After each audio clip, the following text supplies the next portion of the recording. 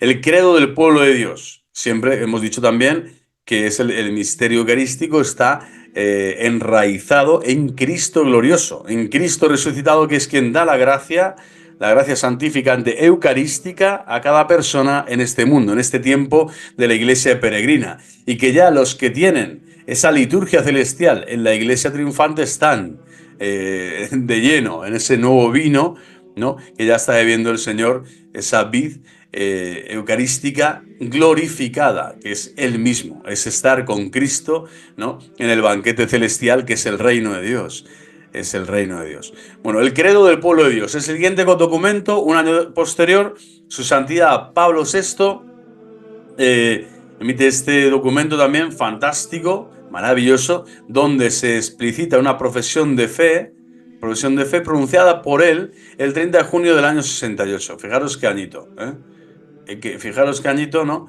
El Santo Padre estaba ahí combatiendo contra todo lo que era, pues eso, el inicio de la hecatombe. Pero estamos viendo cómo la profesión de fe es lo fundamental, cómo la fe tiene que ser profesada para ser transmitida. Fides es auditus, auditum autam per verbum Christi. O sea, siempre la fe tiene que ser oída, escuchada, para ser transmitida, para ser llevada a todos los pueblos. Pues en este año, el credo del pueblo de Dios, como clausura del año santo de la fe, año de la fe, instituido para conmemorar el 19 centenario del martirio de los apóstoles Pedro y Pablo. En el año 2010 también su santidad Benedicto XVI convocó un año santo de la fe. Muchos lo recordarán, ¿no? Con el credo niceno constantinopolitano como centro también de remarcar que estábamos en el año de la fe, donde hay que decir creo lo que la Iglesia cree, es decir, el credo apostólico, el credo de la Iglesia. Con este credo, Pablo VI quería responder no solo a una situación de increencia creciente, motivo de seria preocupación para la Iglesia, sino también de determinadas concepciones teológicas intraeclesiales que estaban en el origen de esta situación. Por un lado, el Papa nos está haciendo ver que hay problemas dentro de la Iglesia, como siempre lo ha habido y siempre lo sabrá. Es decir, los miembros de la Iglesia, va a haber algunos que se desvían, que se separan, que critican, que comienzan a decir cosas que no tienen sentido, que no están bien enfocadas. Bueno, para eso está el Papa, están los documentos y esto es obvio. Y por otro lado, la increencia creciente, que ya es parte del secularismo, de este mundo materialista y hedonista en el que actualmente vivimos, que da la espalda a Dios, de todos estos laicos, ¿no? O bautizados paganos que existen en la tierra, pero que el Señor desde luego va a seguir diciéndoles qué es lo que tienen que creer para ser salvos y cuáles son las verdades fundamentales de nuestra fe católica para llegar a la salvación, para que el Señor pueda acogerte en sus brazos cuando partas de este mundo. Y por eso los papas están guardando el depósito de la fe y transmitiéndolo, lo custodian y lo transmiten, lo entregan.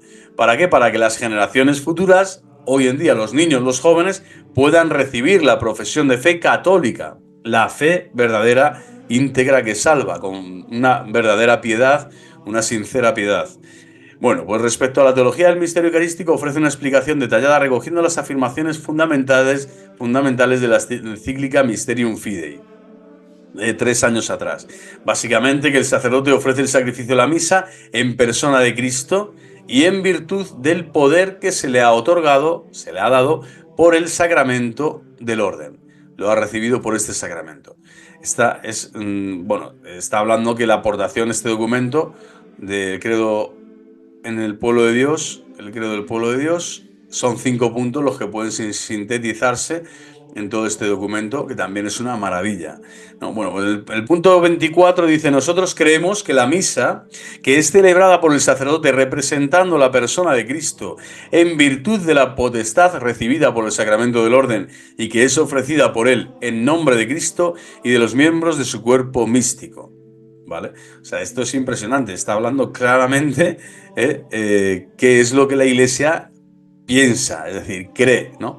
Credere es cum ascensione cogitare, decía San Agustín, ¿no? Creer es pensar con el asentimiento, ¿no?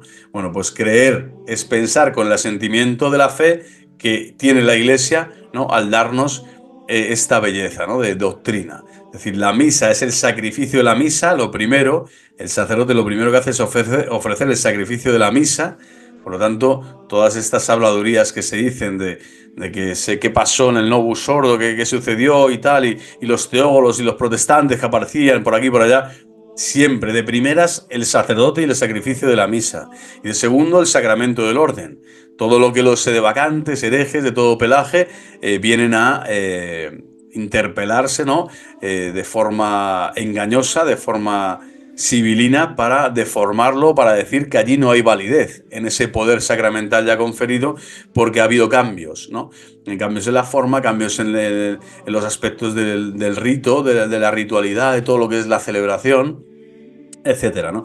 Bueno, pues es completamente falso y completamente hereje, ¿no? Afirmar ambas cosas, ¿no? Que la misa ya no es sacrificio, o que ya no hay sacerdotes, o que el sacerdote ya no recibe el poder sacerdotal en el sacramento del orden. Y todo esto, bueno, in nomine ecclesia también, ¿no? Pero aquí está remarcando en este punto el credo del pueblo de Dios que creemos que la misa es celebrada por el sacerdote representando la persona de Cristo. O sea, es clarísimo. Representando la persona de Cristo, in persona Christi. En segundo lugar, en este credo del pueblo de Dios, que hay que remarcar, también estamos en el punto 24, y lo que se remarca como síntesis, siempre estamos hablando en este documento respecto de la Eucaristía, el sacrificio eucarístico. Se declara la misa como sacrificio idéntico al de la cruz. O sea, no es otro, no es una repetición, no es una memoria de aquel hecho que sucedió, no es no es un aniversario de ningún tipo, no es una imaginación, no es una abstracción, no es un contemplar lo que sucedió, pero que ya no está, o no es una simbología, no es ni siquiera un esfuerzo nuestro por encontrar la verdad. No, es lo que es. Y lo que es lo que Cristo ha querido que sea la Santa Misa, que es el sacrificio idéntico al de la cruz por la presencia sacramental del mismo y único sacrificio. Es decir, Cristo es el que hace este milagro. Solo Dios puede realizar un milagro así, por eso es Señor del tiempo y de la historia. Algo que sucedió en el pasado se vuelve a actualizar en el presente, y además tiene todo el horizonte del futuro abierto, porque el paraíso mismo es Cristo. Cristo y su sacrificio redentor, que ahora ya es pascual de forma completa en la gloria del cielo. Es decir, es el paso del Señor. Pero el paso del Señor por la tierra es a través de cada altar y de cada sacrificio, que en el altar se consuma de nuevo esa ofrenda redentora. Y por eso la Iglesia te enseña con tanta maestría, con tanta maternidad, que allí está es el sacrificio idéntico al de la cruz. No es otro, no es una parte, no es una pequeña porción, no es algo que está ya más desarrollado, no, es el idéntico, es el mismo, ¿no? Cristo, una vez para siempre, se entregó por nosotros, y allí se vuelve a entregar, porque ese evento es metahistórico, es metatemporal, va más allá del tiempo. Cristo es el alfa y la omega. Nosotros creemos que la misa es realmente el sacrificio del Calvario, que se hace sacramentalmente presente en nuestros altares. O sea, a ver, esto lo está diciendo su santidad Pablo VI para remarcar una y otra vez a todos los herejes de todo pelaje, como digo, todo tiempo y lugar y condición, de todas latitudes, que ya he conocido varios, de América del Norte, América del Sur, Europa o África. Aquí el problema es este, que los hombres pensamos que vamos a creer en la fe de la Iglesia de una forma diferente o diversa a cómo la Iglesia te dice que tienes que creer. Y aquí entra la gran tentación del diablo. Seréis como dioses, come de este árbol, tómate el fruto que tú quieras, después descubrirás cosas nuevas y tu pensamiento estará por encima del mismo pensamiento de Dios, ¿no? No, absurdo, lo único que tienes que hacer como fiel cristiano, como creyente, ojalá lo hubiera hecho yo mucho más, haberme formado más en los documentos magisteriales, haber rezado mucho más por el Papa, haber estado mucho más en comunión con lo que la Santa Sede está solicitando a cada pastor, a cada sacerdote, a cada laico, a cada bautizado en este mundo. Ojalá fuéramos tan de la Iglesia, tan de Cristo, que cualquier frase o enseñanza que la Iglesia nos diga, siempre, no solo interpretarla para bien para nuestras vidas personales, sino hacerla nuestra, de forma que resume y podamos también advertir y transmitir a otros que ahí está la vida eterna, que es Cristo quien nos habla a través de la Iglesia, que es Cristo quien nos enseña, que es Cristo quien nos santifica, que es Cristo mismo el que nos está diciendo, prolongando en su cuerpo místico, su vida divina. La Iglesia es una obra divina, es una obra de Dios, la Iglesia católica. Por eso me causa mucha tristeza, además, pensar estos días todo lo que se dice, ¿no? Del Santo Padre Francisco I. Reitero, del Santo Padre Francisco I. Porque es muy fácil a un personaje notorio y además para ganar likes en YouTube y visualizaciones, coger una frase o dos de un aspecto que él está hablando, ya sea de la inmigración, ya sea de lo que sea, pero de los más, vamos a decir, conflictivos hoy en día, y comenzar a insultarle, a difamarle, a poner, ¿no? Completamente a la Iglesia Santa, Madre Iglesia, como si fuera un navío más, ¿no? Una barquichuela, una canoa de este mundo. Cuando Dios siempre te está enseñando algo. Siempre te está enseñando algo a través de sus pastores, siempre, sus pastores legítimos. Y siempre te está diciendo además que no eres tú el que tienes que interpretar la palabra de la Iglesia, sino lo que tienes que hacer es meditarla, primero leerla, meditarla y hacer aquello que esté en tus manos para decir, efectivamente, esta es la doctrina católica. O sea, esta es la doctrina católica. El ayudar, el estar disponible para ayudar en la caridad a cualquier persona, el no hacer mal a nadie y el no desear mal a nadie. Es decir, que nadie sufra ningún mal. Entonces, algo que es tan de perogrullo, tan de base, pues aquí se va por, pues eso, a la yugular, ¿no? Al cuello.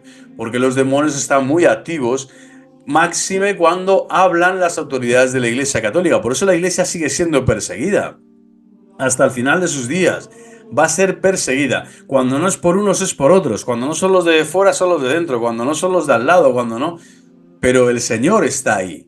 Por eso el Señor tiene una omnipresencia omnipotente en la palabra de Cristo. Bueno, pues esta palabra de Cristo nos dice que el sacrificio del Calvario está allí, se da allí, en la Santa Misa. Disculpen este paréntesis, pero bueno, era para remarcar eso, que lo que el Papa escribe, ya sea en una encíclica, en una carta apostólica, en una instrucción, ya sea para, no sé, una homilía, tal, te está indicando algo siempre de las verdades de la fe que tú tienes que pensar, meditar y después asentir, asumir en tu interior. Y si no lo haces es un problema tuyo, no es un problema del Papa, es un problema tuyo que estás mal formado, tu conciencia deformada y tus prejuicios te llevan ya a opinar, a decir, a pensar, a creer cosas que la Iglesia ni opina, ni cree, ni dice, ni debe extender.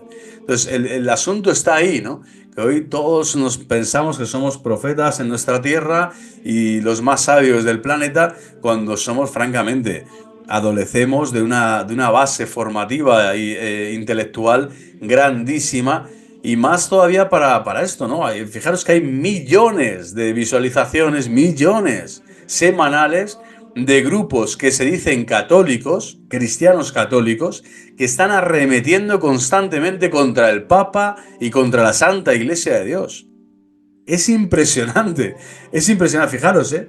Eso sí que es apostasía, porque la apostasía del mundo ya te la esperas. Que uno dé la espalda a Cristo, que no se hable de Dios como debería, que a Dios se le vaya arrinconando su presencia, ¿no? En las escuelas, en la vida pública, en la vida social, cultural, política. Eso ya se espera, que haya enemigos, pero hay muchos cristianos dando la batalla en esos terrenos.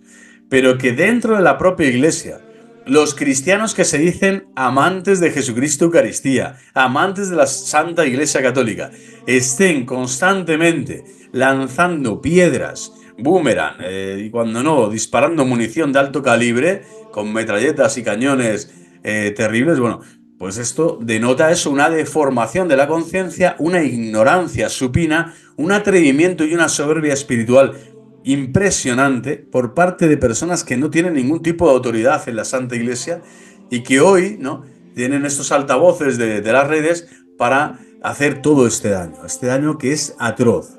Causa muchísimo más daño uno que dice como yo, que durante mucho tiempo he estado opinando según mis cábalas y según mi cabeza, sin seguir los consejos solamente de la Iglesia. Cuando yo he opinado así, yo me he llevado al error y además he arrastrado a otros al error, o al menos a a que la sospecha y los maestros de la sospecha, que sabemos que son, pues eso, todos los enemigos de Cristo y de la Iglesia, estos maestros lo que hacen es que siempre vas a tener razones para criticar de forma mordaz, de forma nada constructiva, difamatoria y con calumnia tantas veces, es decir, con mentira detrás, es decir, con el espíritu de la mentira, aparentando que eres un buen católico y que eres un buen cristiano, y te vas a ir con grupos sedevacantes, con tradicionalistas, vas a decir que Bergoglio no es el Papa, que no, o sea, cosas absurdas, completamente fuera de lugar. ¿Por qué? Por tu soberbia. Por tu soberbia. Pídele a Cristo Eucaristía acercarte al misterio de que la fe se transmite y se custodia solo en la Santa Madre Iglesia y en su magisterio verdadero, auténtico, que es el que aquí estoy exponiendo del año 1968. Continuamos con el credo del pueblo de Dios de Pablo VI. Bueno, vamos a pedirle al Señor eso, humildad, humildad para reconocer que la enseñanza de la Iglesia sigue vigente, es indestructible y es inconciliable con ningún otro principio ni filosófico ni teológico de este mundo porque tiene su propio ámbito.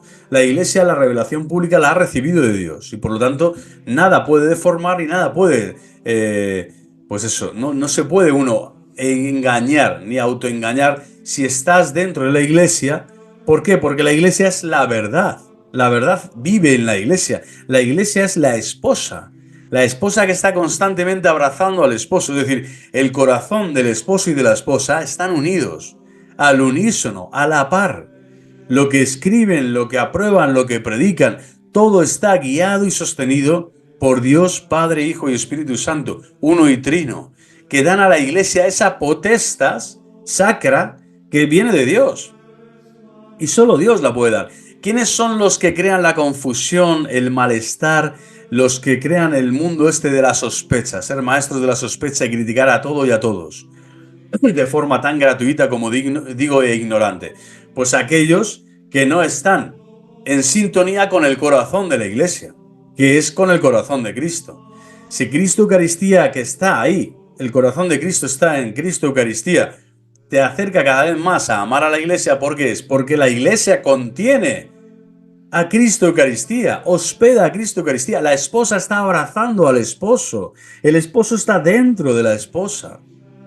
Y por eso la Eucaristía edifica, ensambla, ¿no? Y enriquece a todos los miembros de la Iglesia porque Cristo Eucaristía está allí dentro del magisterio del Papa, dentro del magisterio y de la obediencia a los sacerdotes legítimos, dentro de todos los grupos católicos que verdaderamente lo son, que obedecen al Papa, rezan por el Papa y están en comunión plena con el Papa. Todos aquellos que hagan otra cosa simplemente no son cristianos católicos, simplemente no eres cristiano católico, eres otra cosa. Eres hereje, cismático, apóstata. Elígete cualquiera de los tres pilares. Yo he estado en los tres, por eso sé muy bien lo que significan. Pero es que esto es claro, ¿no? Las formulaciones mismas de Trento son las que recoge, en tercer lugar, este credo del pueblo de Dios, hablando de Cristo Eucaristía. ¿Y qué es lo que está recogiendo? Pues nada más y nada menos. Te está diciendo que acentúa la identidad de los efectos, que siguen causando en nosotros los elementos sensibles del pan y del vino. Es decir, la identidad de los efectos. Vamos a ver qué significa esto. Está diciendo que nosotros creemos que como el pan y el vino consagrados por el Señor en la última cena se convirtieron en su cuerpo y su sangre, que enseguida iban a ser ofrecidos por nosotros en la cruz. Fijaros cómo vincula aquí de forma tan magistral su santidad Pablo VI, la última cena, es decir, es un mismo acto ritual con el sacrificio de la cruz.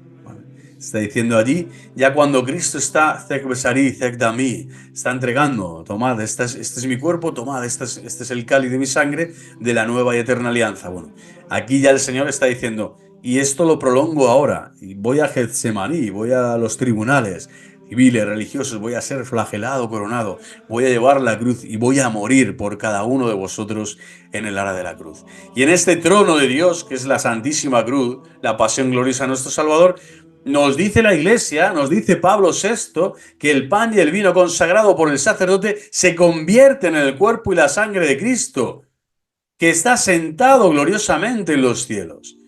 Es decir, es impresionante el sacrificio de la cruz, Es impresionante, de forma incruenta, ya sin derramamiento de la sangre, se está dando todas las gracias que se contuvieron en el Sagrado Corazón de Jesús desde la última cena hasta que el Señor expira.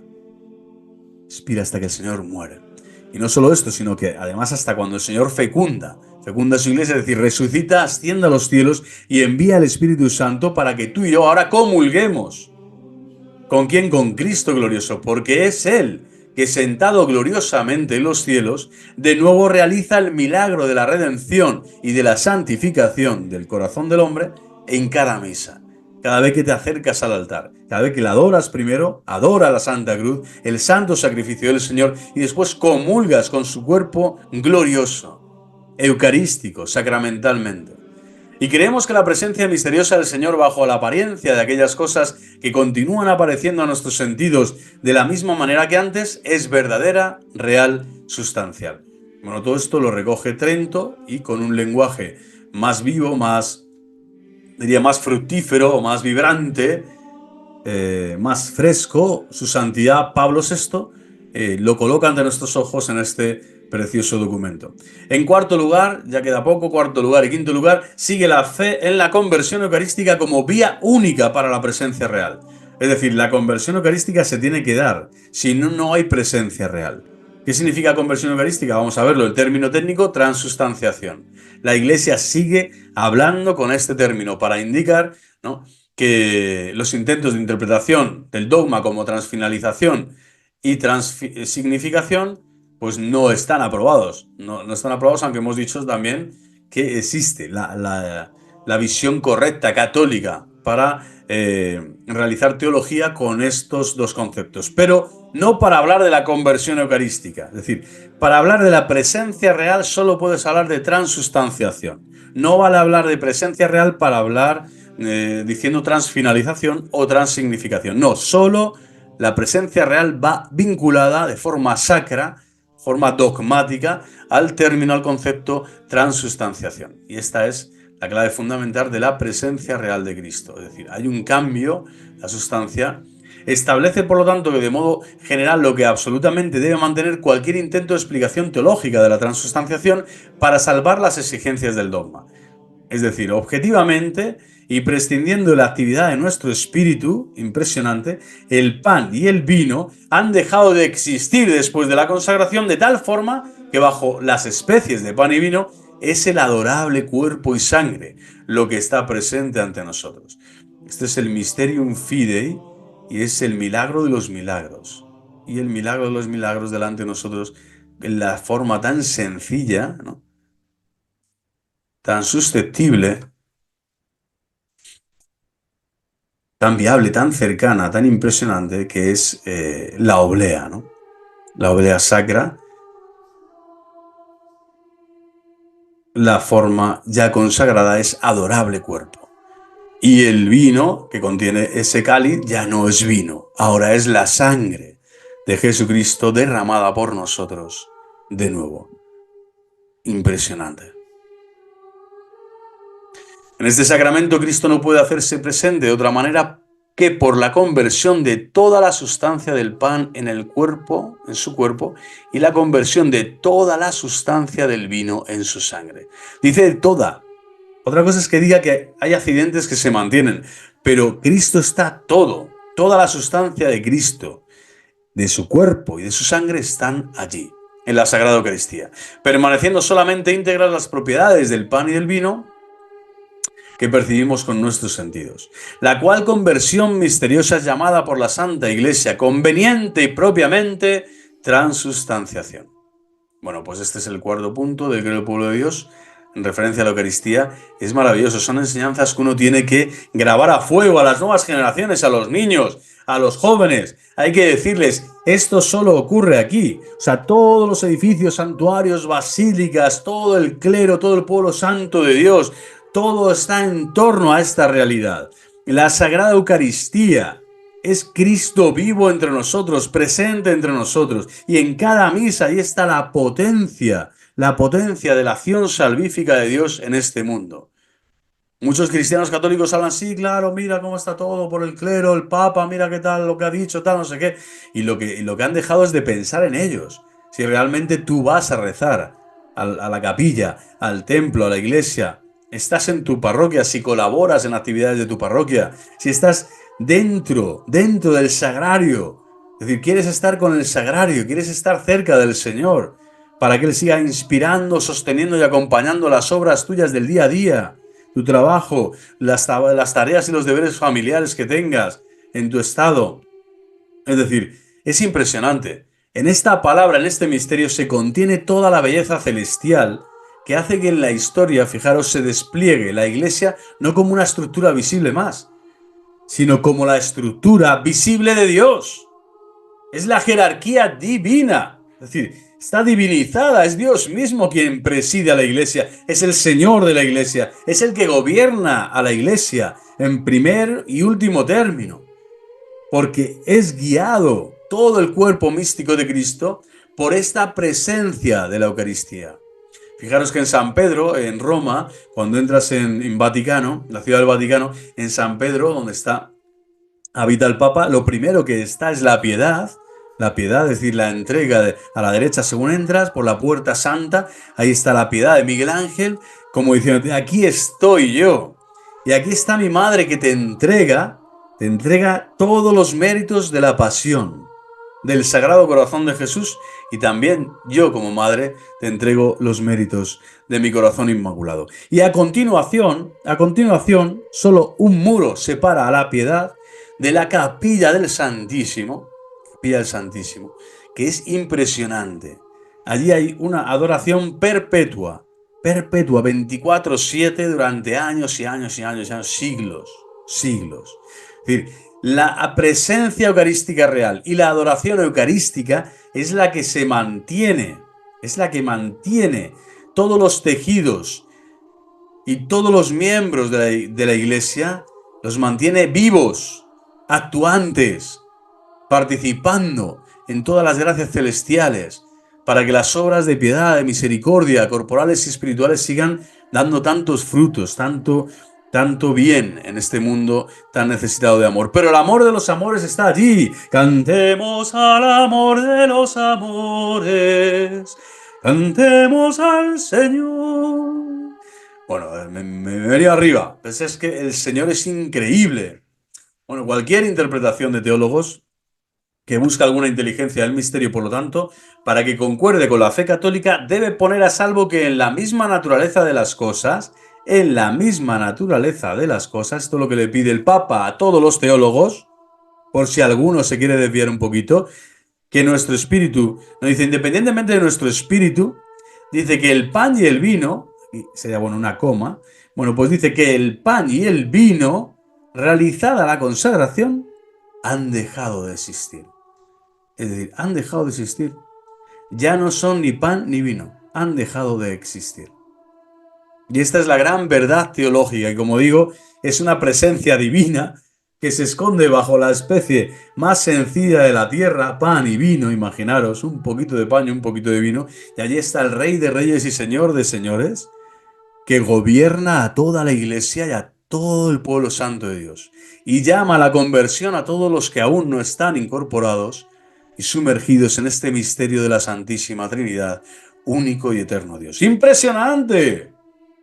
De modo que el adorable cuerpo y sangre de Cristo después de ella están verdaderamente presentes delante de nosotros, ante nuestros ojos, bajo las especies sacramentales de pan y vino. Nos moriríamos, estaríamos muertos, nadie puede ver al Señor y no morir en su gloria, ¿no? Entonces, tienes que haber ya pasado de este mundo al Padre para ver su gloria, pero ya estás ante la gloria de Cristo crucificado y resucitado, entregado por ti y amándote en constante actividad de amor. El Señor te está amando cada vez y abrazando y curando y purificando y sanando cada vez que te acercas al sagrado convite, a la Sagrada Eucaristía, a la Santa Misa y a todos los actos de piedad eucarísticos que se dan prolongando la Santa Misa en otros momentos de la vida cotidiana. de las solemnidades, de las procesiones del Corpus Christi, etc., ¿no? El jueves eucarístico, como decíamos el otro día, bajo las especies sacramentales de pan y vino, como el mismo Señor quiso, para dársenos en alimento y unirnos en la unidad de su cuerpo místico. Aquí Credo del Pueblo de Dios, número 25. Me decían las monjas, las hermanas de la caridad en Calcuta, que tuve la fortuna, la inmensa providencia de estar allí, que era impresionante cómo Cristo les alimentaba su alma para darles la fuerza que necesitaban, aunque solo fuera media hora de adoración personal, aparte de la hora de la mañana, adoración personal, más la Santa Misa, el Santo Rosario, etcétera, media hora en medio de la jornada, no solo para poder soportar la fatiga, sino sobre todo para experimentar el abrazo de Cristo y cómo Cristo alimenta el alma de la persona consagrada a Él hasta el punto que ya el resto de la jornada se realiza con brío, con alegría, ¿no? Llevando la cruz con alegría, portando la croce con gioia, llevando la cruz con alegría, porque la cruz la puedes llevar de muchos modos y todos la llevamos, pero llevarla con alegría, Cristo Eucaristía, llevar la cruz con alegría, Cristo Eucaristía. Si quieres llevar la cruz con alegría, repito por tercera vez, Cristo Eucaristía. El Señor te da ese pan, ese vino, es como ese diálogo con Pedro, ¿me amas? ¿Me amas? ¿Me amas? Y Pedro se va lleno. Dice, se entristeció Pedro, sí, pues no la va a matar, pero que después fue pletórico toda su vida. ¿Cómo quedaría prendado el corazón de Pedro del amor de Cristo? Cuando le está diciendo, yo voy a estar contigo todos los días hasta el fin del mundo, en la Eucaristía. En la Eucaristía lo vas a recibir todo, todo lo que necesites, la vas a celebrar presidiendo, pero tú vas a ser el primero también en comerme, en alimentarte de mí. Bueno, pues aquellas sister, aquellas misioneras me decían esto con una alegría inmensa en el corazón, básicamente como diciéndome, si nos falta Él, nos falta su alimento, nos falta ese rato de intimidad con Cristo en la adoración eucarística, es como si todo se desvaneciera, todo perdiera sentido, todo se vuelve gris, todo se vuelve confuso. La fatiga y la cruz se hacen pesantísimas. El dolor del día a día, el sufrimiento que se ve. Estaban en la casa, imaginaros, de niños que están con unas situaciones existenciales tremendas. Desde que nacen los entregan allí en las casas. Casa de Dayadán en Calcuta, de las primeras que abrió Madre Teresa de Calcuta para la infancia. Y que bueno, es tremendo, ¿no? Lo que uno ve allí, ¿cómo decir? La carga misionera que tienen estas casas, la ayuda constante, la atención tan necesaria de todos los niños y jóvenes que hay allí. Entonces, bueno, ahí Cristo Eucaristía es el Rey, es quien reina día a día. Cristo Eucaristía, ¿por qué? Porque si no es imposible llevar la cruz de la vida con alegría, para dársenos en alimento y unirnos a la unidad del cuerpo místico. Y por último, el quinto punto de esta síntesis breve, pero que se está alargando, la presencia permanente de Cristo, a partir de la cual se legitima el culto de adoración a la Eucaristía fuera de la misa. Fijaros que en la República, Segunda República aquí en España, pero cualquier república, vamos a decir, movimiento de ateísmo práctico, todo el mundo del comunismo, etcétera, todos los enemigos de Cristo y de la Iglesia históricos, lo primero que hacen es ir con leyes civiles para que no existan el culto, ¿no? De Cristo, de la Eucaristía, no haya procesiones y también, bueno, pues repeler, por así decirlo, cualquier lugar público o lugar de encuentro para rezar, ¿no? Incluyendo los cementerios. Es decir, todo lo que sea vida cristiana comienzan a coercitivamente a realizar leyes civiles que van contra la libertad de creer y de adorar a Jesucristo en su iglesia. Bueno, pues ¿por qué? Porque es fundamental. Sabe el enemigo que lo primero que es que la fe es pública y la fe públicamente se expresa de forma espectacular, impresionante en el culto eucarístico, la misa y los actos de piedad fuera de la misa, ¿no? Especialmente la adoración eucarística. Bueno, pues remarca de nuevo el Papa que este culto de adoración se tiene que dar, que es legítimo, que es maravilloso, que es impresionante, que tenemos el derecho y el deber. Los derechos de Dios tienen el derecho y nosotros el deber más bien de alimentarnos de Él, porque sin su amor este mundo que pasa y pasa rápido no tiene ningún sentido.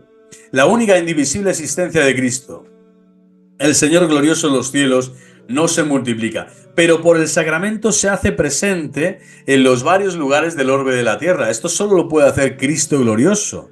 Como ven, o sea, sacramento es Cristo resucitado quien lo da y quien lo entrega a todas las iglesias y en todos los lugares donde se le va a dar culto, que son su casa, es su iglesia, repito, es Cristo quien habita en las iglesias, es Cristo el corazón mismo de la iglesia, es Cristo quien nos enseña, es Cristo quien bautiza, es Cristo quien santifica, es Cristo quien te perdona los pecados cuando vas a confesarte, es Cristo el que se te entrega en Eucaristía, con todo su cuerpo, sangre, alma y divinidad. ¿Dónde se realiza, por lo tanto, el sacrificio eucarístico? Allí está el Señor. La misma existencia, después de celebrado el sacrificio, permanece presente en el Santísimo Sacramento, el cual, en el tabernáculo del altar, es como el corazón vivo de nuestros templos.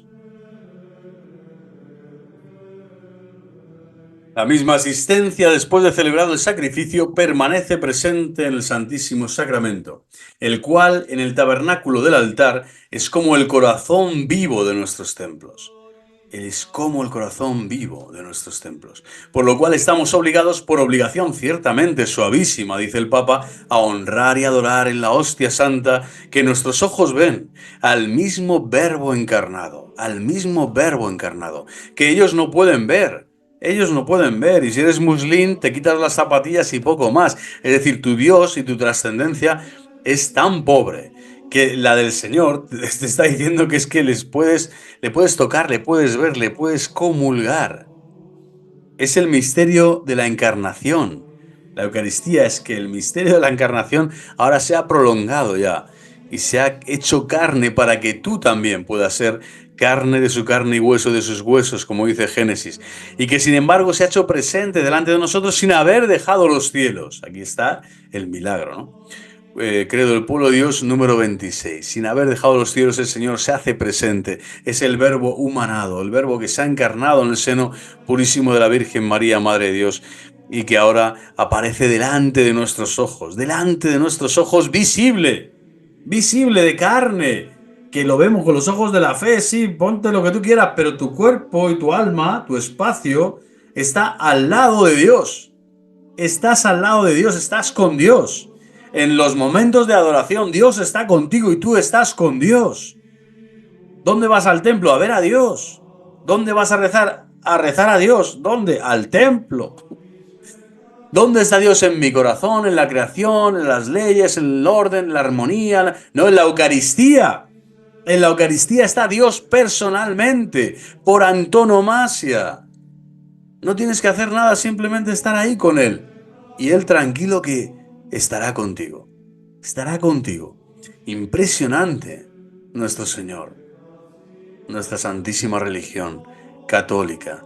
La apretada síntesis del misterio eucarístico que ofrece el credo del pueblo de Dios, ayuda a situar la Eucaristía, por lo tanto, en la profesión de la fe, ¿no? Pablo VI mete, ¿no?, el misterio eucarístico dentro de la profesión de la fe. Era un hombre eucarístico, tenía que serlo, vamos. Todos los papas lo han sido, pero es que él de forma especial. Fijaros la cantidad de magisterio que ha desgranado en su pontificado este santo, San Pablo VI. Es una exigencia de la fe confesada de que este misterio sea considerado, por lo tanto, en su totalidad bajo sus diversos aspectos. Por eso ha querido siempre, ¿no?, que dentro de esa visión eclesiológica, de esa eclesiología que el Vaticano II viene a expresar, ¿no?,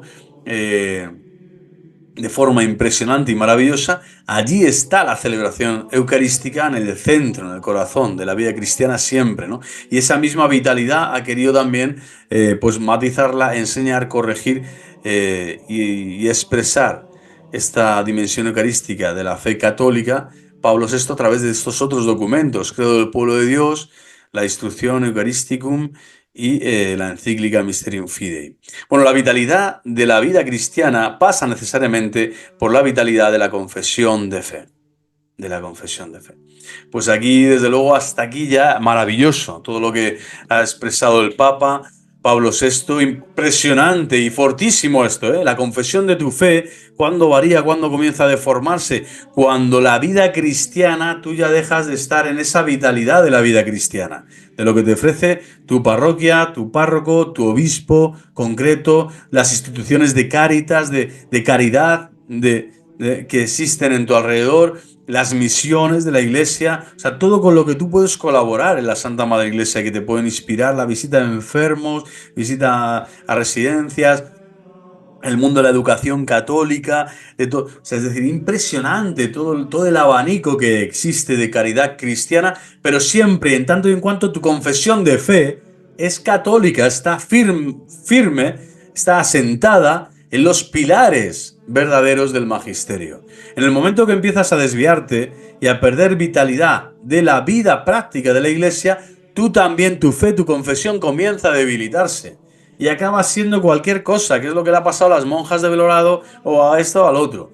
Es decir, tienes vida espiritual, pero comienzas a meter veneno, a inocular basura de otras partes, de otras fuentes, de otros lares, de otros lugares que no son, ya son cisternas agrietadas, que ya no es el magisterio de la Santa Madre Iglesia, ya no es el respeto a las autoridades, a la autoridad pontificia del Papa y a las autoridades episcopales.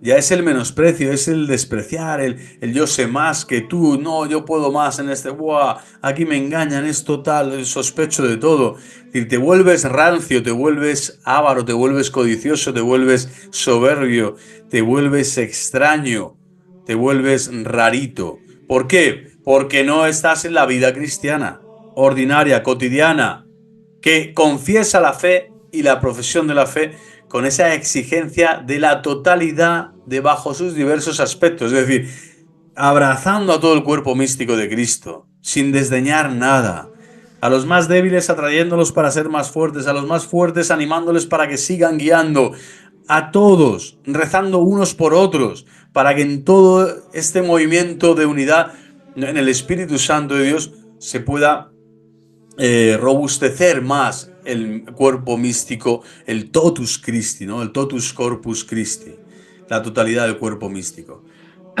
Otras referencias magisteriales ya para concluir este vídeo de su santidad Pablo VI, fantásticas estas otras también, fijaros que van a estar en los documentos también del año 68 y otro del año 67 y otro muy posterior ya casi al final de su pontificado en el año 1975. En todos ellos también hace referencias al misterio eucarístico. En la encíclica Sacerdotalis Celibatus del año 67,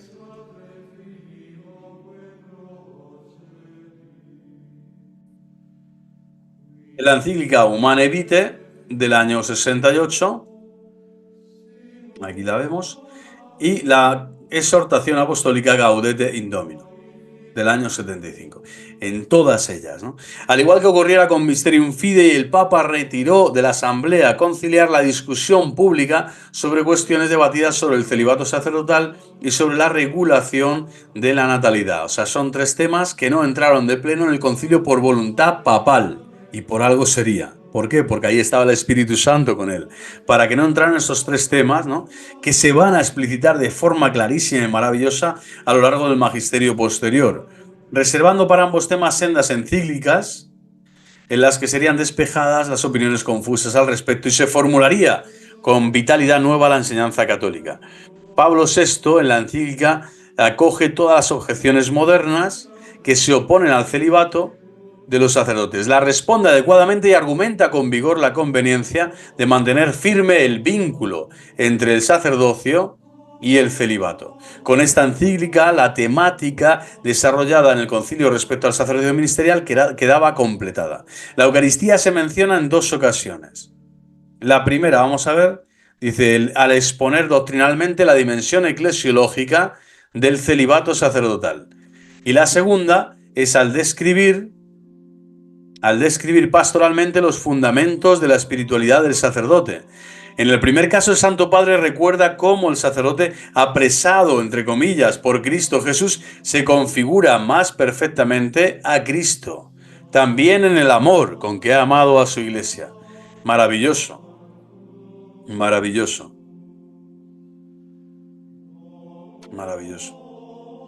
Y el ministro, al mismo tiempo que es ministro de la gracia y de la Eucaristía, el sacerdote célibe se une más íntimamente a la ofrenda, poniendo sobre el altar su vida entera que lleva las señales del holocausto. Impresionante, precioso. O sea, el celibato está unido también a ese momento del altar, donde el Señor se entrega. Pues la vida del célibe es: yo mi vida la entrego aquí, yo mi vida como sacerdote, como ministro de la gracia y de la Eucaristía, ofrezco en esta Eucaristía mi vida por todo el pueblo de Dios, por el pueblo santo de Dios. Maravilloso, o sea, esto es eclesiología, ¿no? Vinculada a la Eucaristía dentro de lo que es la dimensión del celibato sacerdotal. ¡Qué maravilla! O sea, toda la Iglesia está esperando también que haya ministros, es decir, sucesores de los apóstoles, colaboradores de los apóstoles, que son los presbíteros y todos los obispos, sucesores de los apóstoles, ofreciéndose en comunión viva con Cristo Eucaristía cada vez que celebran los santos misterios de la fe. Impresionante. En el segundo caso, se afirma que la vivencia gozosa de la virginidad es sólo posible para el sacerdote cuya vida se encuentra cimentada en los pilares de la verdadera piedad sacerdotal, entre los que se ha de contar con la Santísima Eucaristía siempre. Es decir, en este momento está hablando, ¿no? Cuando se habla de la espiritualidad del sacerdote, está diciendo: ¿y cuál es la espiritualidad del sacerdote? Sea diocesano, sea perteneciendo a una orden religiosa, dominico, jesuita, franciscano, benedictino, etcétera. Independientemente de que sea un sacerdote secular, llamado así, también el diocesano, o un sacerdote religioso perteneciente a una congregación religiosa u orden religiosa, siempre la piedad central sacerdotal, la verdadera piedad sacerdotal, está vinculada a la piedad eucarística o al pilar eucarístico, ¿no? Es como la Virgen del Pilar. Bueno, pues ahí está la Sagrada Eucaristía y la Santísima Virgen. Son los dos pilares fundamentales, como el sueño de San Juan Bosco, ¿no?, en la barca de Pedro, para asentar una vocación sacerdotal y un ministerio fecundo de la vida, de la vivencia gozosa de un sacerdote que vive la virginidad, es decir, el hombre, el celibato sacerdotal. Otra referencia, seguimos de Pablo VI al magisterio eucarístico. La piedad sacerdotal, dice, alimenta, es la fuente de la palabra de Dios y de la Santísima Eucaristía. Aquí está la fuente de la palabra de Dios en este mundo de la piedad sacerdotal. Une la palabra, ya no es solo la Eucaristía en cuanto, ¿no?, vamos a decir, la adoración eucarística o el misterio de la fe, sino que la palabra está dentro de esta dimensión de la propia Eucaristía. De hecho, en cada misa se realiza esta escucha de la palabra, esta mesa del banquete celestial también es la mesa de la palabra. Vivida en el drama de la Sagrada Liturgia, por lo tanto, tanto la palabra como la Eucaristía están dentro del drama de la Sagrada Liturgia, animada de una tierna e iluminada devoción a la Virgen, Madre del Sumo y Eterno Sacerdote y Reina de los Apóstoles. Fijaros qué belleza, ¿no? San Pablo VI ruega por nosotros, ora pro nobis. Lo pondrá en contacto con las fuentes de una auténtica vida espiritual, única que da solidísimo fundamento a la observancia de la Sagrada Virginidad. Es decir, la piedad eucarística, la palabra de Dios en la piedad eucarística, Santísima Eucaristía, y el amor, la devoción, ¿no?, constante, completa a nuestra Santísima Madre, la Virgen María, que es reina, fijaros, del sumo y eterno sacerdote y reina de los apóstoles. Está vinculando al ministro de Dios a este título de Jesucristo, esta realidad ontológica de su ser, porque Cristo es eterno y sumo sacerdote por derecho propio, por natura divina. Él viene a la tierra ya para ser el sacrificio expiatorio, ¿no?, esa oblea santa, inmaculada, hostiam laudis, que perpetúa en la historia el amor de Dios a los hombres, ¿no? Y al mismo tiempo, como sumo y eterno sacerdote, también nuestra Santísima Madre, la Virgen María, participa de este sacerdocio de Jesucristo, su Hijo amado, y al mismo tiempo es reina de los apóstoles, nada más y nada menos. Menudo título, ¿no?, de los primeros, diría yo, reina de los apóstoles y de los mártires, a la Santísima Virgen María, nuestra Madre, que por eso tiene a los sacerdotes de forma predilecta en su corazón inmaculado. ¿Por qué? Porque sabe que ellos son los que representan a Cristo, cabeza, y los que representan en el altar, en el sacrificio de la misa, a su Hijo amado, que es quien se ha ofrecido, y ella estaba allí al pie de la cruz, Stabat Mater dolorosa. Bueno, el número 75. Otras referencias, vamos a ir a Humane Vitae de forma rápida.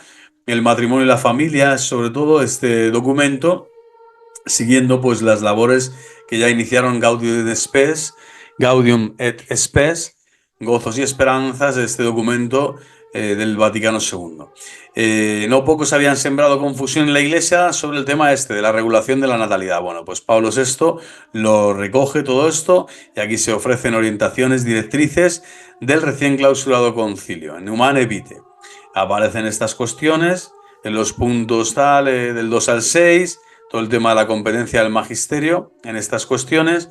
Después se formula los principios morales del punto 7 al punto 18 y por último se concluye con directrices pastorales del 19 al 31. Bueno, formuladas en torno exhortativo, dentro de las cuales encontramos, ojo, siempre la mención de la Eucaristía.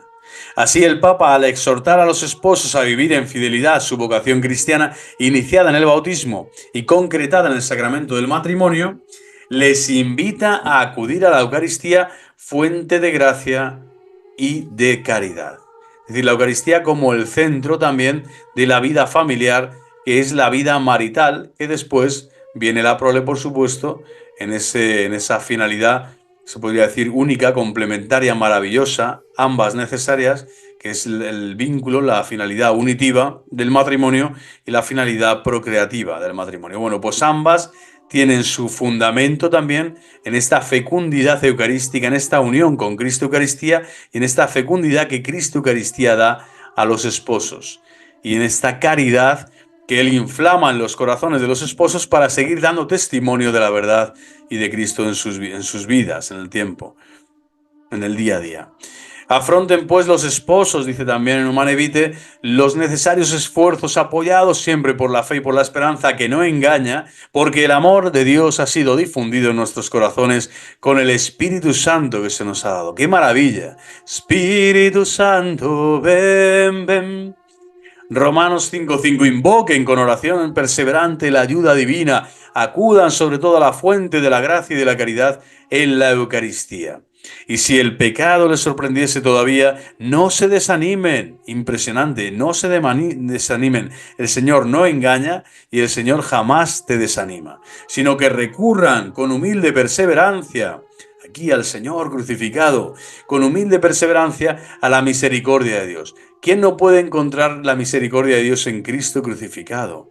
Si se hace una misericordia crucificada para que tú y yo podamos allí romper a llorar, arrepentirnos de nuestros pecados veniales y graves, realizar un buen examen de conciencia de toda nuestra confesión, una confesión de vida real, donde paso a paso veamos las infidelidades, la tragedia tantas veces de nuestra negación al Señor, de nuestro alejamiento de Él, todo el mal que hemos podido realizar y provocar con pensamientos, palabras y obras, y ahí el Señor en su misericordia, crucificado, te espera para perdonarte, para abrazarte, para decirte de nuevo, hoy estarás conmigo en el paraíso, hoy estarás conmigo en el paraíso, hoy estarás conmigo en el paraíso.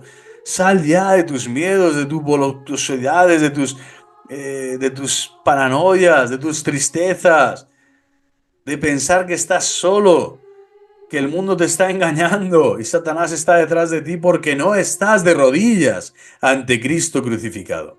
El Señor siempre te va a decir, ánimo, levántate, ánimo, levántate, ánimo, levántate. Y su misericordia te va a abrazar. ¿Dónde? En el sacramento de la penitencia. Aquí te está diciendo Humane Vitae, San Pablo VI de nuevo, ¿dónde tienes que encontrarte? Con Jesucristo, vivo y resucitado, en la Sagrada Eucaristía y en su adoración posterior y en el sacramento de la penitencia, donde siempre te encontrarás con Cristo crucificado que te da esa ayuda divina que necesitas, porque Él es la fuente de la gracia y de la caridad. ¿Y quién te va a ayudar a perseverar? El Espíritu Santo. Invoquen, no una y otra vez, porque Dios ha difundido ya, ha derramado de una vez para siempre en nuestros corazones, pues hemos sido bautizados en Cristo. Con el Espíritu Santo nos ha derramado esta gracia de la conversión para seguir cuidando nuestro corazón y seguir atendiendo siempre en nuestra vida espiritual. este reclamo de Dios en nosotros para crecer en estatura, sabiduría y gracia, a través de estos dos sacramentos que se llaman también en la Iglesia, en la catequética habitual, de fortaleza. Son sacramentos que fortalecen el alma. La Eucaristía, siendo un sacramento de vivos, en cuanto que se da a alguien que está en gracia de Dios, está vivo, y la penitencia como sacramento, ¿no? De muertos, en cuanto que alguien que ha muerto por el pecado mortal necesita recuperar la vida para después ir a la Eucaristía. Estas dos fuentes son las que actualizan, las que nos hacen crecer como cristianos adultos, y aquí está hablando el Papa a las familias. Está diciendo que todas las familias y los matrimonios, si viviésemos así, la tierra ya sería el cielo. Si viviésemos realmente así, si cada familia en este mundo, en vez de dedicarse a tantos entretenimientos banales, a tantos tiempos perdidos, a tantas inversiones fatuas, a tantos negocios que no tienen nada de cristiano, sino más bien de lúdico y de perverso tantas veces, bueno, nos dedicáramos a este negocio del alma, a esta gran empresa que es salvar nuestra alma, santificar nuestras vidas con el Espíritu Santo que se nos ha dado. Y es gratis, gratis. Solo necesitas reconocer que Dios te ama, que eres amado por Dios y que necesitas de su amor para seguir adelante. Qué maravilla, ¿no? Bueno, pues viva Cristo Rey, hermanos. Hasta aquí ya por fin terminamos la teología sacramental referente a la Sagrada Eucaristía. Viva Cristo Rey, viva la Sagrada Eucaristía.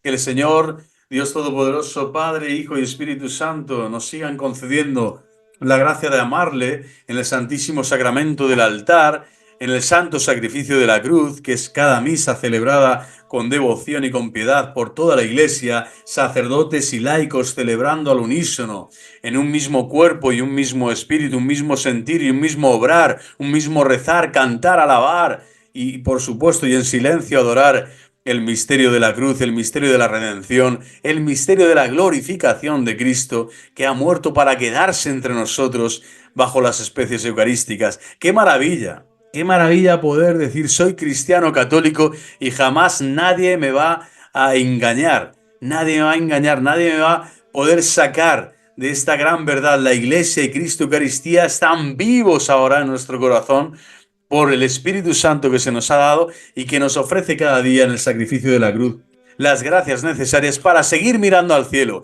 para seguir creyendo en Él, para saber, Señor, solo tú tienes palabras de vida eterna, saber que ahí está el camino, la verdad y la vida, que es Cristo Eucaristía, es Cristo Eucaristía, que es Cristo Eucaristía. Viva Cristo Rey, viva el corazón inmaculado de María y por favor, los que hayan llegado a este punto del vídeo, que difundan al máximo estos vídeos, son... como digo, son más para meditar, son vídeos más formativos que de entretenimiento o de simple babuchadas como hay tantas veces en las redes, pero desde luego yo creo que pueden hacer mucho bien también para hacer crecer la piedad eucarística y fomentar sobre todo lo que la Iglesia nos dice y nos está diciendo hoy siempre, nos han dicho los papas, antes, durante y después de cada concilio, incluyendo el Concilio Vaticano II, las verdades fundamentales de la fe y de la piedad eucarística que nos tienen que hacer retomar siempre, ¿no?, el amor a la Iglesia y el amor a Cristo, Rey de la Iglesia, Rey, Señor de la Iglesia, con más ahínco, con más ardor, con más fuego en nuestro corazón. Bueno, pues que así sea, les deseo que puedan estar y seguir acompañándome en este itinerario, en este percurso, en este camino hacia el cielo que es Cristo Eucaristía. ¡Viva Cristo Rey! ¡Viva el corazón inmaculado de María! Hasta la próxima. Consagración del género humano al Sagrado Corazón de Jesús. Dulcísimo Jesús, Redentor del género humano, miradnos humildemente postrados ante vuestra presencia.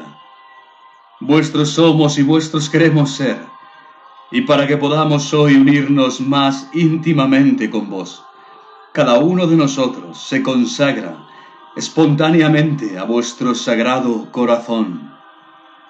Es verdad que muchos jamás os conocieron, que muchos os abandonaron después de haber despreciado vuestros mandamientos.